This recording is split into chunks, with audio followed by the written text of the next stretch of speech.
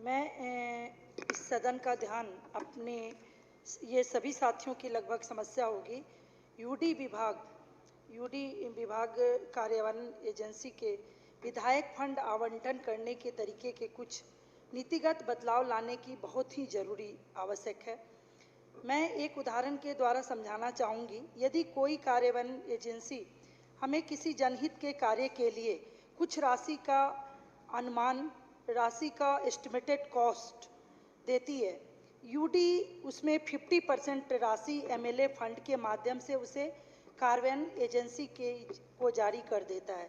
Tender amount जिसको हम लोग बोलते हैं, सामान्यतः अनुमानित मूल्य एस्टिमेटेड कॉस्ट का लगभग 50-60%, कहीं कहीं तो 40% वो रिलीज होता है और वर्ष के अंत में एमएलए फंड का लगभग 40 से 50% के करीब अंतर राशि अगले वित्तीय वर्ष के आगे नहीं बढ़ाई जाती, बल्कि वो राशि समाप्त हो जाती है। इस प्रकार निर्वाचन क्षेत्र में हमारे जनहित के कार्यों की मात्रा भी सीमित हो जाती है, क्योंकि इस अंतर की राशि को हम अपने क्षेत्र के विकास कार्यों में आसानी से लगा सकते थे, परंतु वो इस नीति के कारण लैप्स हो जाती है और प्रभावी तौर पर एमएलए फंड सरकार द्वारा आवंटित वास्तविक फंड मूल्य का केवल 50-60% ही रह जाता है। इस पॉलिसी में इस मामले पर अति गंभीरता से विचार किया जाना चाहिए। इस नीति में उचित परिवर्तन लाना जरूरी है, जिससे एक निर्वाचन क्षेत्र में सार्वजनिक लाभार्थी कार्यों को बढ़ाने में एमएलए फंड के पूरे उपयोग में मदद मिलेगी। इस नियम के तहत हम लोग एमएलए फंड का 50% विधानसभा में विकास के लिए इस्तेमाल होता है।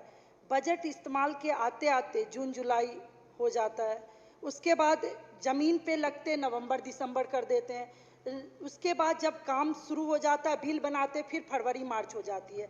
तो वो जो 4 करोड़ का फंड है वो 2 करोड़ ही हमारे क्षेत्र में लग पाता है और फिर 2 करोड़ अगले साल उसको कैरी फॉरवर्ड नहीं करते और साथ में वो 2 करोड़ अमाउंट ही हमारे क्षेत्र में यूज होता, 2 करोड़ लैप्स हो जाता है, जबकि पहले ऐसा नहीं था।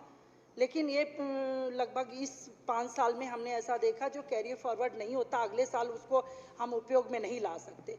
और एक अधिकारियों की इतनी लापरवाही होती है, जो सेंक्शन होते होते जो हमारा अप्रैल में बजट होगा तो जून जुलाई तक आ जाता है ग्राउंड पे सेंक्शन होने में, फिर काम को सेंक्शन पूरा करके ग्राउंड पे आने में नवंबर दिसंबर बना देते हैं। जब तक वो बिल नहीं जमा करेंगे तब तक वो बचा हुआ अमाउंट हमारा रिलीज नहीं होगा।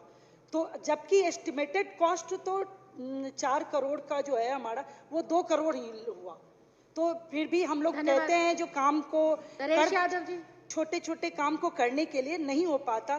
तो मेरी सदन से इस पे अच्छे से विचार किया जाए और इस बात को गंभीरता से ली जाए, ताकि हम अपने क्षेत्र में जितने भी एमएलए फंड का सही इस्तेमाल कर पाएं और क्षेत्र के विकास का कार्य कर पाएं। जय हिंद, जय भारत।